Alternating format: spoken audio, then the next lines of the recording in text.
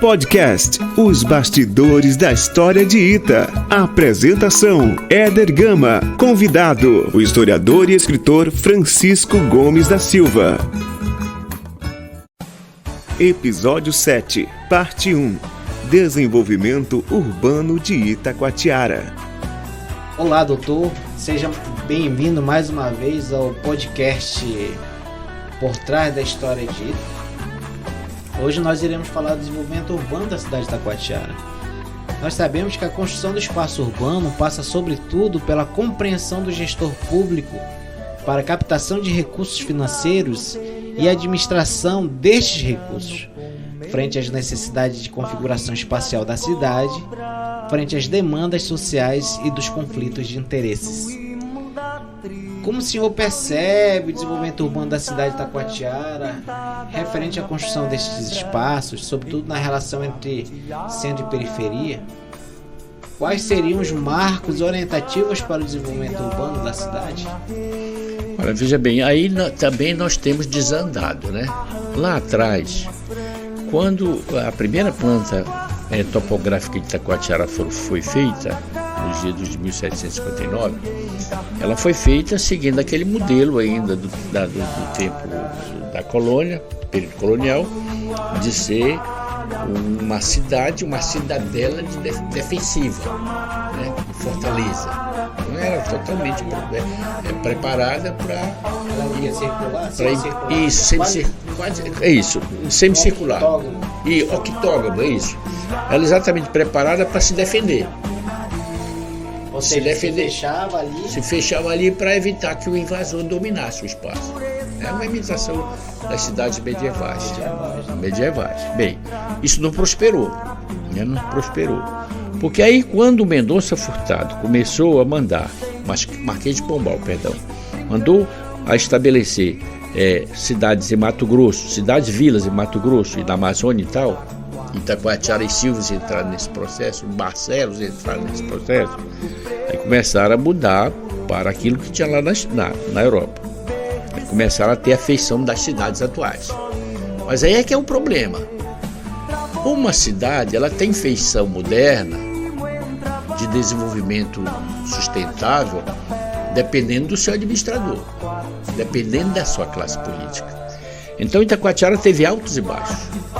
Se você vê a história da Vila de Serpa, era uma emaranhada de construções terrivelmente irregulares. Ruas sobrepostas, becos, ruelas, aquele negócio todo. E aí cada administrador que vinha, e naquela altura não tinha escolaridade, não tinha universidade, não tinha nada, era a criatividade do cara, era a sua vocação, era a sua improvisação. Vocação política, no caso. Vocação política. Então começaram a resolver os problemas, né? Então os centrozinhos da primeira vila foram observando que essa casa estava no meio do rio, no meio da rua, foi demolindo. Chega o Isaac Pérez e planeja uma cidade uma avenida cortando a cidade de sul a norte, né? Endereçando uma via principal no sentido de separar o improvisado, direcionar o encadeamento de outras ruas. Então a Avenida Parque, ela foi um símbolo.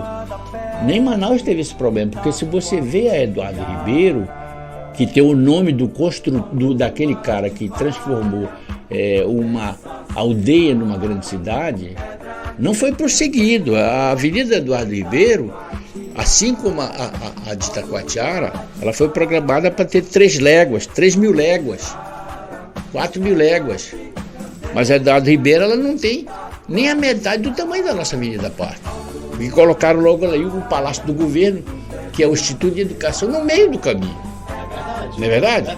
Então o Eduardo Ribeiro planejou uma via para ir mais ou menos lá onde era o Boulevard Amazonas, Boulevard Álvaro Maia. Mas aí vem um outro governante, de outra facção política, e faz um prédio para ser o Palácio do Governo, ali interrompendo o crescimento da avenida. O caso da Avenida Parque.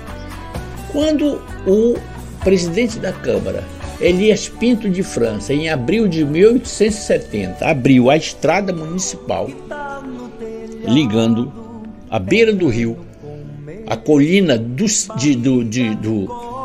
Ventura, porque a Poranga é nome moderno, lá era Ventura.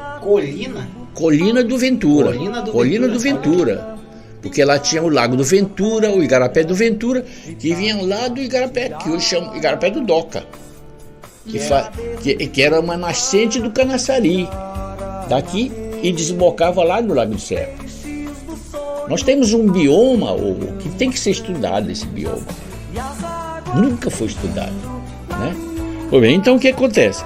Quando o Elias Pinto de França criou a Avenida Parque, que obviamente não era a Avenida Parque, era uma estrada municipal, ele decretou que ela tinha que ter 3.000 léguas de comprimento.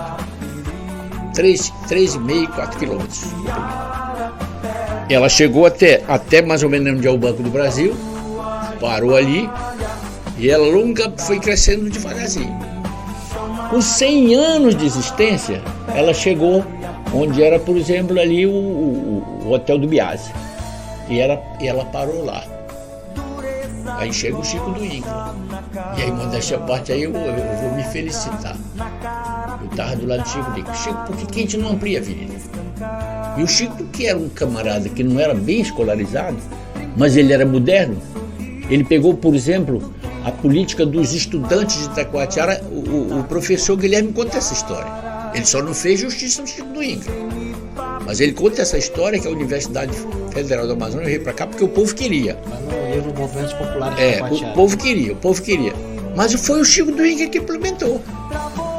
E nós tínhamos um reitor que era do interior, chamado Marcos Barros, que abraçou a causa, né, e que instalou a universidade. Mas voltando à Avenida Parque, então o Chico do Inca duplicou a Avenida Parque.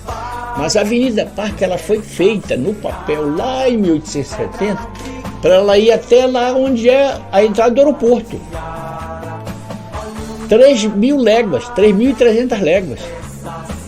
Se você botar no papel, é até lá. Quer dizer, o cara tinha uma visão naquela altura de 1870, 152 anos atrás. E por que a estrada tu só para ali na entrada, onde fica o posto, até ali, no caso? Qual posto que você disse? O posto que fica ali perto do conjunto de Jacarezinho. Pois é. Era até lá? Era até lá. E não deixa de ser verdade, porque a cidade está crescendo para lá. Está crescendo, né? Para lá. Então, agora veja bem como naquele tempo havia modernidade. Hoje não tem, hoje tem atraso. Nenhum prefeito nos últimos 40 anos se preocupou em abrir ruas a partir perpendiculares até lá no aeroporto, já abrindo espaço para ser uma grande cidade, moderna, bem planejada. Pelo contrário, as invasões estão nos cercando. E invasão é um indício terrível da urbanização moderna. A teoria sobre ocupações urbanas, que é chamado de invasão, né? Que é popularmente chamado de invasão, mas a teoria chamada de ocupação urbana diz que ela acontece por ausência do Estado. Ausência do Estado. Do administrador público, falta de quê? De moradia, de saneamento planejamento. Então o que está acontecendo? Nós estamos precisando. Só um adendo, desculpa. Só um adendo.